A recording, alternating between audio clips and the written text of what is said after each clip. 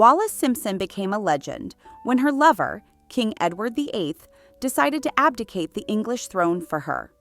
The American press described their story as the romance of the century, but time would set things straight. The romantic tale of the handsome and charming king who gave up the throne for love, a love for a twice-divorced American commoner, seemed like a fairy tale. Today, we will talk a little about this woman, as her role in 20th century history, and especially in the British monarchy, was absolutely decisive. With her arrival, everything changed. The king became a duke, and the duke became a king. Without her, it is very likely that Queen Elizabeth II would never have ascended to the English throne. But first, help us grow our channel by liking and sharing this video. If you haven't subscribed yet, do so now to make sure you don't miss any of our stories. Both her father and mother came from traditional American families with social prestige and illustrious ancestors, such as politicians and judges. They loved each other very much, but they were not married when little Wallis was born on June 19, 1896, in a hotel at a golf club in Pennsylvania, United States. At that time, a child born out of wedlock was a true social offense, a disgrace. For this reason, the girl was not even recorded in the official family history and was not baptized, as she was considered the fruit of sin. Her parents married months after her birth in a simple ceremony. Her father, who had been suffering from tuberculosis for some time, passed away shortly after the marriage, leaving his widow and young daughter in a very difficult financial situation. Wallis's paternal grandmother, Anna Warfield, who never hid her disdain for her daughter-in-law, allowed the young woman and her granddaughter to live in her 3-story house, where she resided with her only unmarried son, Solomon. He was an influential man, well-positioned, presiding over a railway company, and serving as a director of several important businesses. Solomon constantly reminded Wallis's mother that she was in that house thanks to his charity, and he did not hide his lascivious glances toward her. It was a difficult situation for Alice. Feeling uncomfortable with her brother-in-law's behavior, but not wanting to fall out of favor with her mother-in-law or with him, she decided to move out. Solomon was not very pleased, but he still offered to give her a monthly allowance to help with expenses. That money was insufficient, and Alice began working as a seamstress to survive with her daughter. In 1902, her sister Bets, who had been widowed a year earlier and had no children, felt very lonely and invited Alice and little Wallis to live with her. It was a good time for both of them, as Bets was affectionate and adored her sister and niece. In 1908, they moved into a large apartment with many rooms, which Alice decided to rent out to students to earn extra income. However, at the time, this was considered disgraceful in the eyes of Baltimore society. At the age of 12, Wallis was bullied at school. Her classmates constantly reminded her that she was poor and that her mother rented out the rooms in their home to survive. Wallis, however, fought back. She did not bow her head and would shout all kinds of insults at the girls. She knew how to be polite, but also had such a vulgar vocabulary that the teachers were left speechless. She was not particularly beautiful. She had an angular face, a prominent chin, and a broad forehead. However, she had good posture and a slender figure. She was determined, confident, quick-witted, and knew how to captivate people by listening to them and paying attention. The boys found her interesting, fun, and above all, daring. Although she was poor, she always dressed impeccably, wearing clothes her mother made for her, always with an original touch and custom-fitted. In 1911, Wallis enrolled in an exclusive girls' boarding school. Oldfield School was the most expensive in the state of Maryland, and her uncle Solomon paid for her studies. There, Wallis studied alongside the richest and most influential girls in society. In 1915, at the age of 19, she met Winfield Spencer Jr., a U.S. Navy aviator, while visiting her cousin Corinne in Florida. Winfield Spencer was a tall, muscular man with an arrogant air. They fell in love quickly and wanted to marry as soon as possible. Although both his family and hers thought it was too hasty, The two married on November 8, 1916, in Baltimore. It was her Uncle Solomon who paid for her dowry and trousseau. After the honeymoon, Wallis soon discovered that her husband was an alcoholic and a womanizer. After the United States entered World War I in 1917, Spencer was sent to San Diego, California, as the first commanding officer. In reality, he wanted to be deployed overseas for combat, but the Navy did not allow it, possibly due to his alcoholism. The armed forces protected their image abroad, and Spencer even flew completely drunk. He had an accident, crashing into the sea, but emerged unscathed. Moreover, he was violent and extremely jealous, taking out all his frustrations on his wife. Sometimes when leaving home, he would tie Wallis to the bed, and on one occasion, he even locked her in the bathroom for an entire day. Nevertheless, the unfaithful one in that relationship was him, and his extramarital affairs were known by everyone. After living in California for some time, the Spencers moved to Washington, where her mother, Alice, and her beloved Aunt Betts resided. Feeling the protection of her family nearby, Wallis, whose marriage had become unbearable, seriously considered divorce. However, her family's response, especially from her Uncle Solomon, was negative. They would never allow her to tarnish the family's reputation with a divorce. So for the time being, her only possible option was separation. In the autumn of 1921, they decided to separate, at least temporarily. Wallis began to fully enjoy her single life. She had little money, barely the meager allowance her husband gave her, but she was finally free from humiliation and threats. At 25, she was an elegant and daring woman who knew how to handle men. She had relationships with several. One of them was an Italian ambassador who shared with her his deep admiration for Benito Mussolini. Later, she had an affair with the first secretary of the Argentine embassy, Felipe Espil. She fell madly in love with him, but their relationship ended abruptly in late 1923, when he fell for another woman and left her. Wallis was devastated and furious. At an elegant reception, she made a scene and scratched his face in front of everyone. Her dream of becoming the wife of a wealthy diplomat ended in that instant. After that, she traveled to Paris, where she spent 5 months trying to forget her emotional failure. Meanwhile, her husband, Winfield Spencer, began sending her letters, begging her to forget the past and come to China, where the Navy had stationed him. Alone once again, and without money, she decided to try to save her marriage one more time. There are other versions of what led Wallis to embark on her journey to China in 1924. According to biographer Charles Hyam, before traveling to Hong Kong, she had been trained by the intelligence service of the Navy Ministry to carry secret documents to that country. She traveled aboard a U.S. Navy ship and upon arrival settled with her husband in a Navy apartment. However, the reconciliation was a failure. Before long, her husband, Win Spencer, left her to live with another woman. Abandoned and completely alone in that foreign land, she traveled to Shanghai and began mingling with the high society of the city's English colony. She started attending elegant parties in luxurious mansions, horse races, and nightclubs. It is said that the only phrase Wallis learned in Mandarin was, "Waiter, serve me more champagne." During these social outings, she met the Italian Count Galazzo Ciano, with whom she had a brief affair. That man would later become Italy's Minister of Foreign Affairs and Mussolini's son-in-law. According to writer Charles Hyam, she became pregnant by Ciano, but decided to have an abortion before returning to the United States. Complications from the procedure left her with serious consequences, including the inability to have children. Upon returning to the United States, she was immediately hospitalized. She never revealed the reasons for her hospitalization, but all indications suggest it was due to the aftermath of that abortion. She spent 4 months recovering in her mother's apartment in Washington and eventually divorced her husband. At Christmas in 1926, her friend Mary, who had been one of her bridesmaids, was now married to Jacques Raffrey and invited her to spend the holidays in New York, where she lived.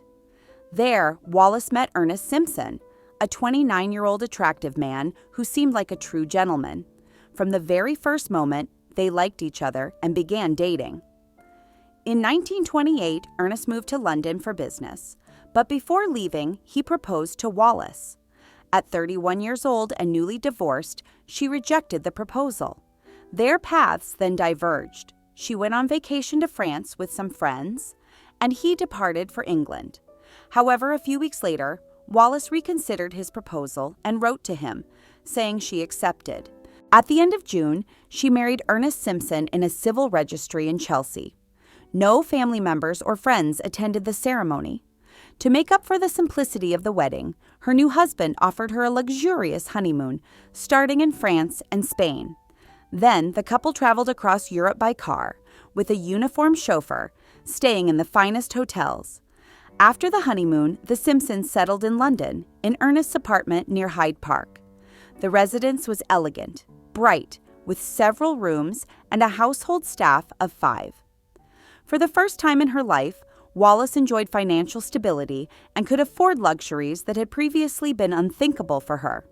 She decorated her apartment and bought antiques in Chelsea and Kensington without worrying about expenses. She quickly learned and adapted to the rigid etiquette of English high society, becoming one of London's great hostesses. She hosted elegant and lively parties at her home, which became famous in the city. Foreign diplomats, politicians, businessmen, mainly Norwegians and Americans, who were Ernest's clients, actors, and society ladies gathered there. Little by little, Mrs. Simpson became integrated into the American community in London, which met at least twice a week. Between one party and another, she met Thelma Furness, who at that time was the mistress of the Prince of Wales. Thelma, a beautiful and elegant woman, was married to a man much older than her, Viscount Furness, who spent his days on the Riviera drinking cognac and flirting with young beauties. Thelma was only 23 years old when she began her relationship with the heir to the throne in the summer of 1929. From their first meeting, Wallis and Thelma, both divorced, American, and with a liberal mindset, hit it off and became great friends. In the winter of 1930, the Simpsons were invited to Thelma's country house. The Prince of Wales and his younger brother were also among the guests. Edward was impressed from the very first encounter with Mrs. Simpson. From that moment on, Wallis and Edward met several times in the company of mutual friends, at parties in London, or weekend gatherings in the countryside. She was introduced to the court of King George V and Queen Mary in June 1931 at Buckingham Palace. After the presentation, Thelma invited some friends, including the Simpsons, for a champagne toast at her home.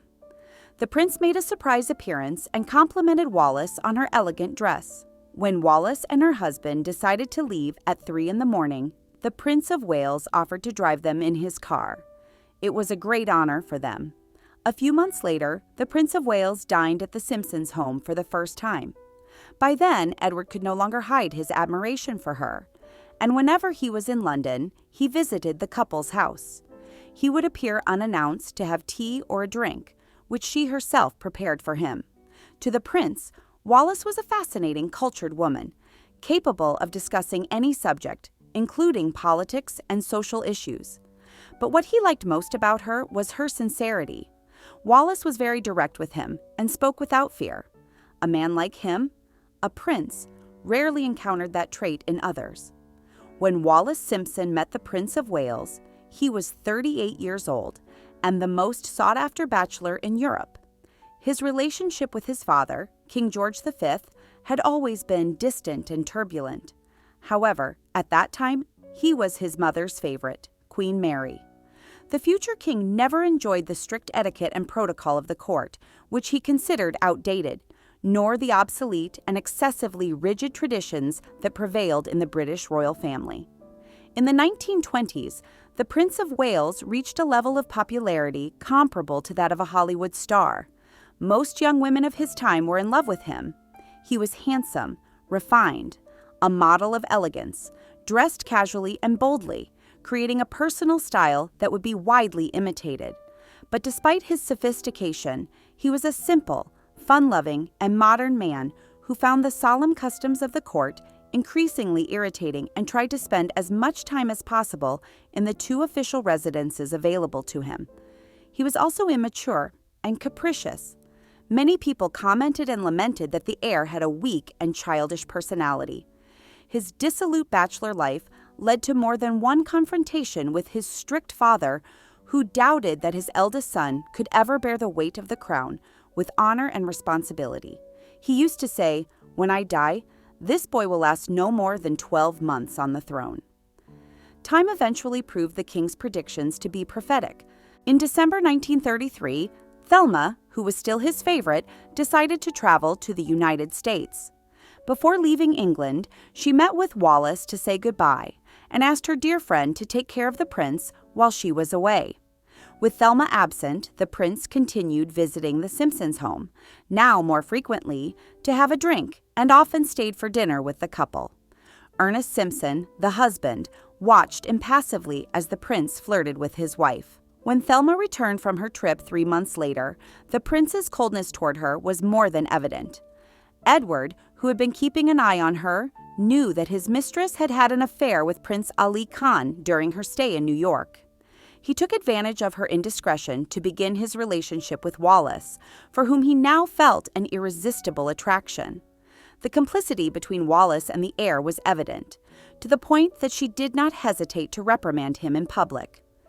During a dinner at Edward's residence, he picked up a lettuce leaf with his fingers, and Wallis, sitting beside him, slapped his hand and said, "Next time, use a fork and knife," as if she were a strict governess correcting a child. The guests, stunned, including Thelma and the submissive Mr. Simpson, realized at that moment the true nature of their relationship. Thelma then understood that her friend Wallis had taken too good care of the prince in her absence. After dinner, she retired early to her quarters, and the next morning she discreetly left the residence, without saying goodbye and taking all her belongings with her. It became clear that Wallis now held her place in the prince's heart. That April of 1934, the romance of the century, as the American press would call it, had just blossomed and would soon shake the foundations of the British monarchy. To all who saw them, it was evident that Wallis was the prince's official mistress and not just another conquest. The royal family watched in despair as Wallis reorganized Edward's entire life. It seemed that he had lost his mind over that liberal, married, and divorced American woman. The Prince of Wales no longer even tried to hide it. He began appearing in public with his new lover. They went to the theater, the opera, and she also accompanied him to embassy receptions and state ceremonies. This infuriated the monarchs. Queen Mary was desperate, and together with her daughter-in-law, Elizabeth Bowes-Lyon, did everything possible to make Edward leave that woman. That was how they referred to Wallis among the royal family. That woman? Sometimes they added an adjective in between, that horrible woman. But they never mentioned her name, as they would never stoop so low. Meanwhile, the prince wanted London's high society to know that this fascinating woman was now enjoying his favor.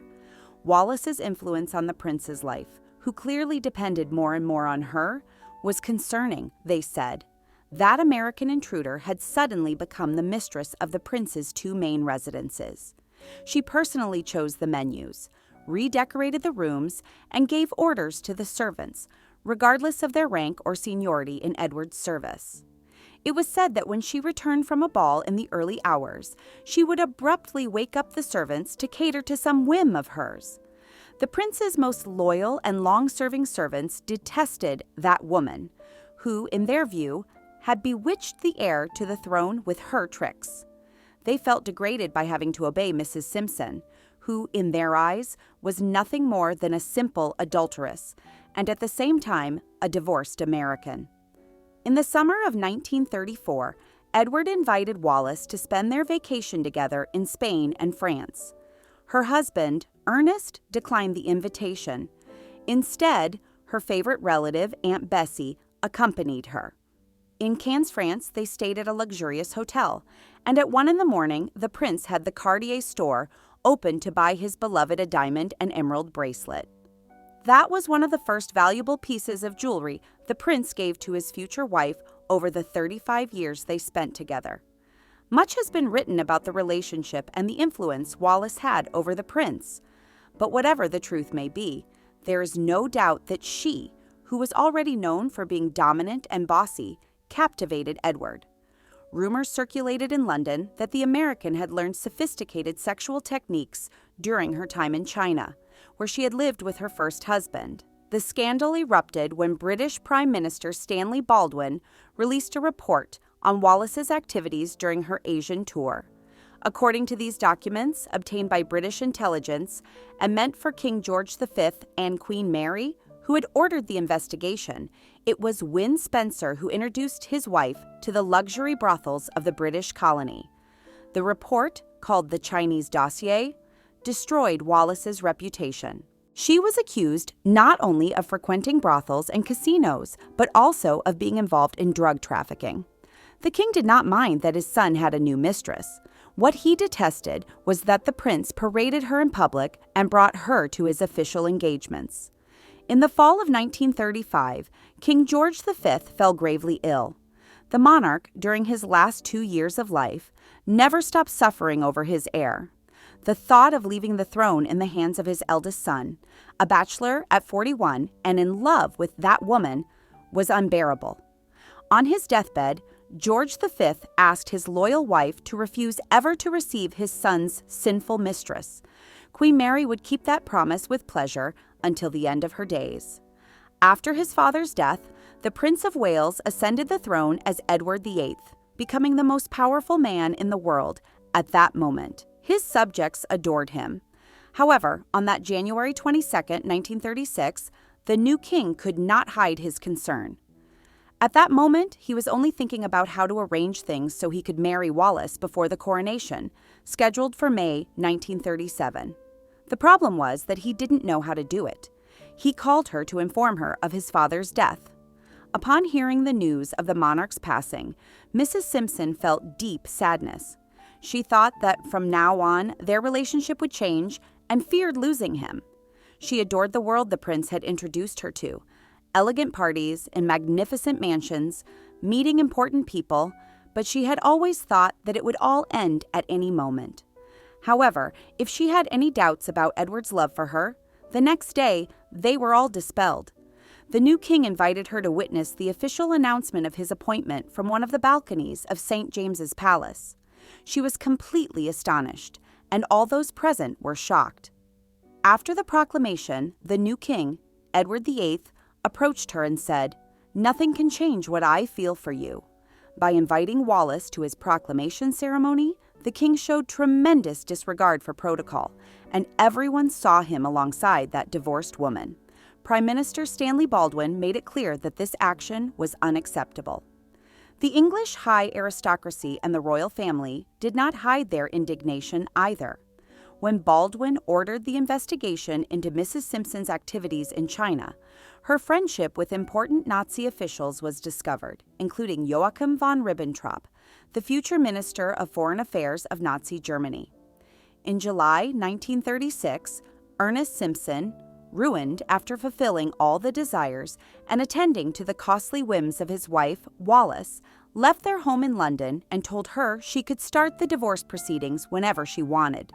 Ernest already had a new lover, Mary Raffray, the mutual friend who had introduced them at her home in New York during Christmas of 1926. Wallis immediately gave Edward the good news, and he personally took care of finding a good lawyer to speed up the paperwork as much as possible.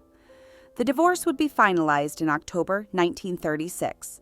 That day, Edward gave his beloved a magnificent engagement ring with a rectangular emerald of nearly 20 carats. Meanwhile, the British people remained unaware of the love affair their monarch was having with Mrs. Simpson. She had never thought about marrying the prince. She was content to enjoy his company and the luxurious lifestyle she shared with him. But she had not anticipated one detail. Upon being named King Edward, obsessively in love with her, became even more authoritarian and capricious. He believed he had a right to everything and could obtain whatever he desired. The devotion he felt for her began to seriously affect his royal duties. He no longer gave much importance to his commitments, and in his eagerness to please his lover at all times, he kept everyone waiting for hours. Wallis, who knew the hardships of a life without money and had already experienced serious financial difficulties, lived out a true fairy tale with her prince. Luxury cruises, dances until dawn, candlelit dinners, and extravagant gifts. The king, who was widely popular among the people for being considered a modern monarch, well-prepared and sensitive to social injustices, revealed a less generous character once he ascended the throne. In the summer of 1936, he rented a luxury yacht to take his beloved on vacation. He became careless and was photographed while she touched his arm. This was indisputable proof that they were having a romance, as a king could never be touched in public. To the international public, who had been discreet and respectful about their relationship until then, the king began to be seen as shameless. The American press started speculating on whether they would marry or not. Their relationship was already known worldwide, except in the United Kingdom, where it was censored. A gentleman's agreement ensured that the romance between the king and the married woman remained out of the British press. It was the Prime Minister who took control of the situation. On October 20th, he had a meeting with the king in which, for the first time, he openly discussed his relationship with Mrs. Simpson. In this meeting, he asked the king to conduct his romance more discreetly, as he had done with his previous lovers. The king told the Prime Minister that he wished to marry her, and that if he could not do so while remaining king, he was prepared to abdicate. He then communicated his decision to his mother, Queen Mary, who tried, unsuccessfully, to appeal to her son's sense of duty. In a second meeting with the Prime Minister, the monarch proposed a morganatic marriage, which would allow him to marry Wallis, although she would not become queen. As a mere consort, she would not be part of the royal family, and their children would not be in the line of succession to the throne. A perfect solution for him, as he only wished to stay close to his beloved while keeping the throne. However, the Prime Minister did not agree with this proposal, which was ultimately rejected by the British government. Finally, on December 3rd, the British press revealed the king's romance, and the scandal took over all the media. Hundreds of journalists surrounded Wallis's house. She became very frightened, did not want the scandal, and was forced to flee hastily to France. Suddenly, she went from being a cheerful woman who frequented England's high society to one of the most famous and persecuted figures by the press in 1936. Edward, desperate, seeing that the possibility of a morganatic marriage had been discarded by the government and the church, informed the minister that he wanted to submit his situation to the decision of the British people. Baldwin replied, unmoved, that calling upon the people while bypassing the government was unconstitutional. On December 11th, the king dined with Winston Churchill, who stood by him until the very end and told him that he was going to abdicate. To this day, many believe that if it were not for the king's haste, desperation, and insistence on marrying Wallis at any cost, perhaps if he had handled the matter with more patience and composure, he might have been able to marry her and keep the throne after a few years. But he was impulsive, and that same night, Edward VIII, after only 326 days on the throne, in a historic speech, announced the reasons for his abdication, which were not well received by most Britons. He said, "You must believe me when I tell you that it is impossible to bear the heavy burden of fulfilling my duties as king without the help and support of the woman I love." She listened to the king's abdication speech at the home of some friends in France. After the speech, she became furious and, in a fit of rage, threw and smashed several vases against the wall. She was truly enraged because although the king's gesture showed how much he loved her, she would have preferred to remain his mistress and continue enjoying the luxurious life they had together in England. She felt comfortable in that situation. And despite the fact that the king absolved Wallis of any responsibility for his decision, she would become the target of all attacks. The greatest enemy of the monarchy, the American witch who bewitched the king, some media outlets said, she was fiercely harassed. She received numerous threats, letters, and phone calls. The monarch's decision condemned her once again to social marginalization, from which she had tried to escape all her life. She even told him that she did not want to continue the relationship, that the situation was unsustainable, and that she was going to disappear from his life, as everything had now turned into a major problem that would only make them the most unhappy people in the world. He simply replied that wherever she went, he would follow her. With the king's abdication, his brother, the then Duke of York, was proclaimed King George VI. He was married to the Scottish aristocrat Elizabeth Bowes-Lyon, with whom he had 2 daughters, Princess Elizabeth and Princess Margaret. King George VI's coronation ceremony took place on May 12, 1937, at Westminster Abbey. Edward wanted to marry his beloved as soon as possible. On June 3, 1937, they finally married in France, at the Château de Condé, in a simple ceremony attended by only 16 guests. Outside, a small army of journalists photographed what many considered the wedding of the century. But the press did not know that on that very day, Edward had received a letter from his brother, King George VI, informing him that although he and his wife would receive the title of Duke and Duchess of Windsor, only he would be granted the title of His Royal Highness, which was denied to Wallis and their descendants. It was a sad wedding gift, especially for the Duke, who had hoped that at least his brothers would be present on the happiest day of his life. The new Duke of Windsor, dismayed by this humiliation, ordered that after the ceremony all their friends, as well as the servants in their service, should address Wallis as Her Royal Highness. Despite the Duke's bitterness and the obvious tension Wallis was experiencing, the couple maintained their composure during the wedding photo session. She wore a long satin crepe dress in a shade of blue. That wedding dress was copied all over the world. Cecil Beaton, the official photographer of the English court and the greatest celebrities of the time, attended the event and later commented, "She wants him, but she does not seem to be in love." She had already confessed in a letter to her aunt that Edward irritated her greatly because he depended too much on her. From the beginning, he would show up at her house unannounced, call her every day at any hour, and spend hours and hours on the phone. He constantly wrote love letters, which she found completely childish and somewhat pathetic. She, who had always been an independent and liberal woman, felt suffocated by the excessive love he professed for her, with his constant attentions. But that day, at the Château de Condé, the new Duchess of Windsor decided that she would make her husband happy. A fragile, melancholic man who had lost everything, even the affection of his family. She later stated in her autobiography that the honeymoon had been very difficult for both of them, partly because of the arguments they had about the abdication. Many saw Wallis reprimanding the Duke for having given up the throne. She also believed that if he had accepted being crowned alone and had been patient, as his friends advised, things could have been resolved differently, and she would not have been a woman so hated and insulted.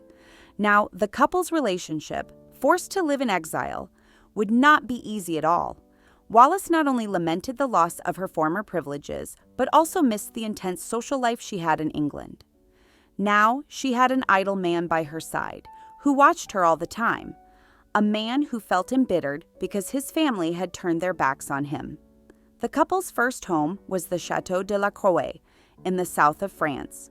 When the Windsors visited it for the first time, they fell in love with the place and rented it for 10 years. She remodeled it, spending a true fortune. The Duke and Duchess created their own private universe. In 1937, they made a reckless official visit to Nazi Germany. The Windsors toured 9 German cities and met the main leaders of the Third Reich. The highlight of the trip was their meeting with Adolf Hitler, who received them on October 22nd at his impressive mountain retreat. Their visit was skillfully used as Nazi propaganda, which greatly damaged the image of the Dukes.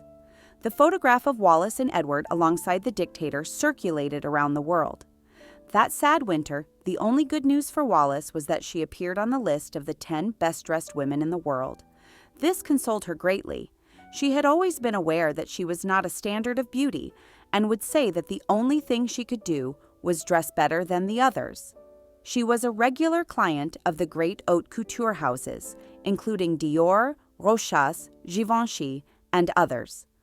When World War II began in September 1939, the British government decided it was time for the Duke to return home and serve his country. After 2 years of absence, they crossed the English Channel and were received by Winston Churchill. The entire royal family ignored their presence, and the Duke and Duchess were prevented from staying at Buckingham Palace or any other royal residence. They had become persona non grata for many, and their old friends, most of whom were distinguished members of the English high society, turned their backs on them. During the war, the Duke was given the rank of Major General and a liaison position with the British Expeditionary Force in France. She enlisted in the French ambulance service. On May 10, 1940, when Hitler triumphantly entered Paris with his tanks, the Duke and Duchess abandoned their posts and took refuge in Biarritz. Some historians claim that Hitler wanted to kidnap the Duke and Duchess to later threaten the British government and ultimately restore Edward's title as king. Naturally, as a puppet king, he could manipulate. The British government decided to send them far away until the war was over. The Prime Minister offered him the position of Governor General of the Bahamas. When they arrived there on August 7, 1940, the Duke knew that his position was not significant. He understood that this was forced exile, but he decided to dedicate himself enthusiastically to his work and official duties. The arrival of the Duke and Duchess was a major event in the colony, which warmly welcomed the man who had once been King of England. And in Nassau, for the first time, Wallis devoted herself to charity work, as was expected of the governor's wife. She visited schools and hospitals and even opened a prenatal clinic with her own resources. But soon, that island became an extremely boring, monotonous, and dull place for the Duke and Duchess. They detested the colonial and provincial atmosphere of the island. The suffocating tropical heat and the feeling of isolation affected Wallis's health. On one of her trips to the United States, she had to undergo surgery for a stomach ulcer. On March 15, 1945, a few months before the end of his term, the Duke of Windsor resigned from his position as governor of the Bahamas.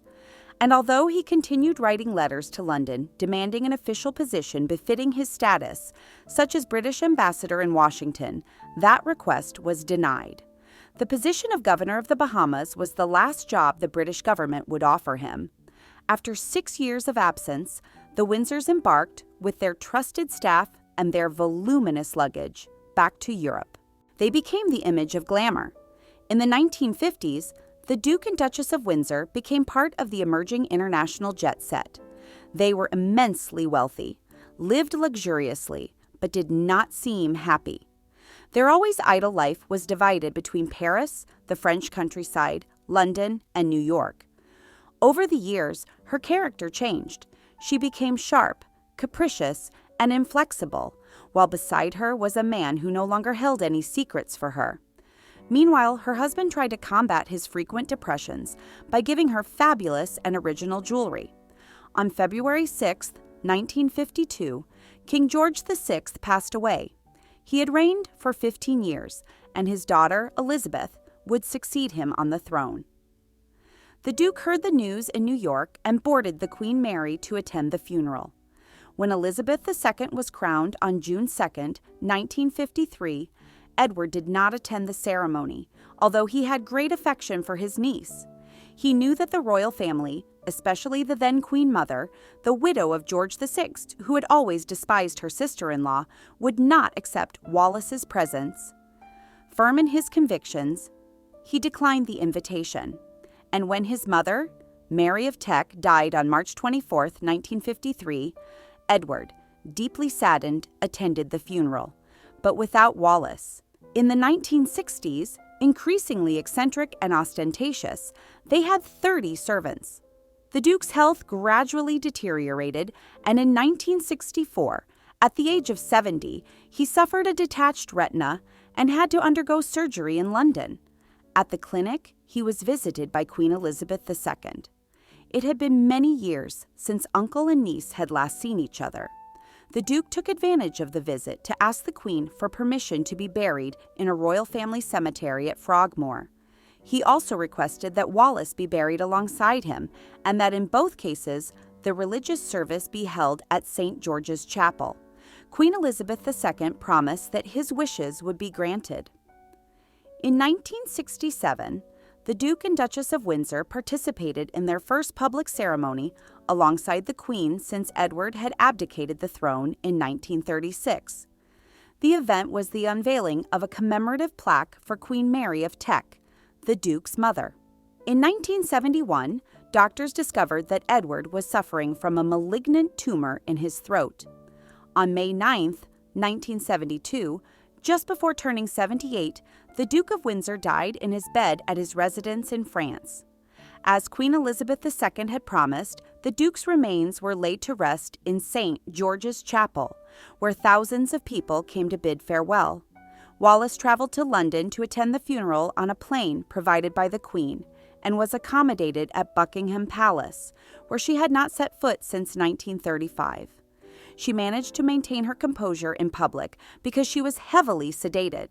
She would outlive her husband by 14 years, confined to her residence in France and far from the few friends she had left. Thanks to the fortune left by the Duke, she no longer had any financial concerns.